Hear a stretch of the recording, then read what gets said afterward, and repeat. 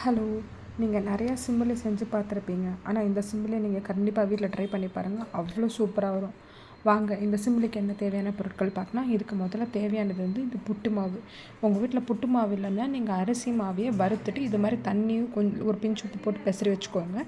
அதுக்கப்புறம் எள்ளு பூரணம். எள்ளு பூரணத்துக்கு ஒன்றும் இல்லைங்க. வெள்ளை எள்ளு இல்லைன்னா கருப்பு எள்ளு அதை நல்லா வானல்ல போட்டு வறுத்து 1 கப்பு எள்ளுன்னா 1½ கப்பு வெல்லம் போட்டு நல்லா இது மாரி மிக்சியில் ஒரு கோஸ் போட்டு வச்சுக்கோங்க. இது தாங்க இதுக்கு தேவையான பொருட்கள். நெக்ஸ்ட்டு பார்த்தீங்கன்னா, இப்போ அந்த புட்டு மாவு நம்ம வேக வச்சு எடுத்து வச்சுக்கலாம். ஃபஸ்ட்டு குக்கர் ஆன் பண்ணிவிட்டு அதில் தண்ணி போட்டுட்டு தண்ணி நல்லா சூடானதுக்கப்புறம் அந்த புட்டு மாவு இது மாதிரி ஒரு துணி கட்டி நல்லா அதை மூடிடுங்க. மூடிட்டு அந்த மாவு ஒரு 10 மினிட்ஸ்க்கு நல்லா வேக வச்சுக்கோங்க. அது வேக வச்சிங்கன்னா தான் அது நல்லா இருக்கும். இல்லைன்னா ரொம்ப ஒரு மாதிரி இருக்கும்.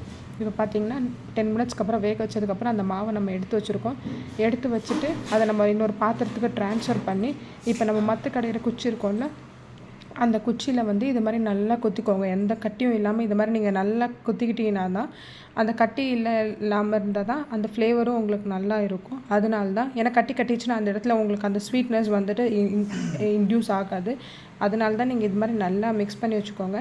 இப்போ நல்லா மேஷ் பண்ணதுக்கப்புறம் இப்போ அந்த சைடில் எடுத்து வச்சுருந்தோன்னா எள்ளு பூரணம், அந்த எள்ளு பூரணத்தை கொஞ்சம் கொஞ்சமாக போட்டுட்டு இது மாதிரி நல்லா பிளெண்ட் ஆகிற மாதிரி பார்த்துக்கோங்க.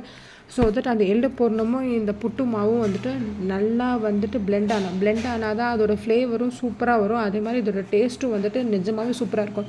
நீங்கள் வீட்டில் குழந்தைங்களுக்கு என்னென்ன டிஷ்ஷோ பண்ணி தரீங்க, ஆனால் இந்த மாதிரி நம்மளோட பாரம்பரியமான ஸ்நாக்ஸை கண்டிப்பாக நீங்கள் பண்ணித்தாங்க. குழந்தைங்களும் விரும்பி சாப்பிடுவாங்க. உங்களுக்கும் ரொம்ப பிடிக்கும் இந்த டிஷ். ஏன்னா நம்ம இது மாதிரி டிஷ்ஷெல்லாம் ரொம்ப பாரம்பரியமான டிஷ் நிறைய பேர் அழிஞ்சு போச்சு. இதுவே எங்கள் மாமியார் எனக்கு பண்ணி கொடுத்தாங்க. ஸோ அதை நான் வீடியோ எடுத்து கவர் பண்ண நானே இப்போ தாங்க இந்த டிஷ்ஷை ட்ரை பண்ணேன். அவ்வளோ நல்லா இருந்துச்சு. கண்டிப்பாக நீங்களும் இந்த டிஷ்ஷை வீட்டில் ட்ரை பண்ணி பாருங்கள். இப்போ பார்த்தீங்களா, அந்த எள்ளு பூரணமும் இந்த மாவு மிக்ஸ் ஆகிட்டு எந்த கலரில் வந்துருச்சு. இப்போ நம்ம அந்த ஒயிட் கலரில் மாவு போட்ட மாதிரியே தெரியல. பார்த்தீங்களா, இப்படி தாங்க அந்த அவ்வளோ நல்லா பிளெண்ட் ஆகணும். அதுக்கு தான் அந்த மத்து வச்சு அப்படி நல்லா குத்திக்கணும். இப்போ பார்த்தீங்கன்னா, இப்போ ஃபைனலாக நல்லா பிளெண்ட் ஆனதுக்கப்புறம் இது குட்டி குட்டி லட்டு மாதிரி உங்கள் வீட்டில் யாருக்கு என்ன லட்டு சைஸ் தேவையோ அதுக்கேற்ற மாதிரி இது மாதிரி நீங்கள் லட்டு பிடிச்சி கொடுத்தீங்கன்னா ஒரு ஸ்நாக்காகவும் நீங்கள் சாப்பிட்லாம். இல்லை ஒரு பிரேக்ஃபாஸ்ட் டின்னர் அது மாதிரி ஒரு இதுவாகவும் சாப்பிட்லாம். அது மாதிரி வீட்டுக்கு யாராவது கெஸ்ட் வந்தாங்கன்னா இதை நீங்கள் ட்ரை பண்ணி பாருங்கள். கண்டிப்பாக எப்படி இருந்துச்சுன்னு கமெண்ட் பண்ணுங்கள். தேங்க்யூ. பாய். Please subscribe.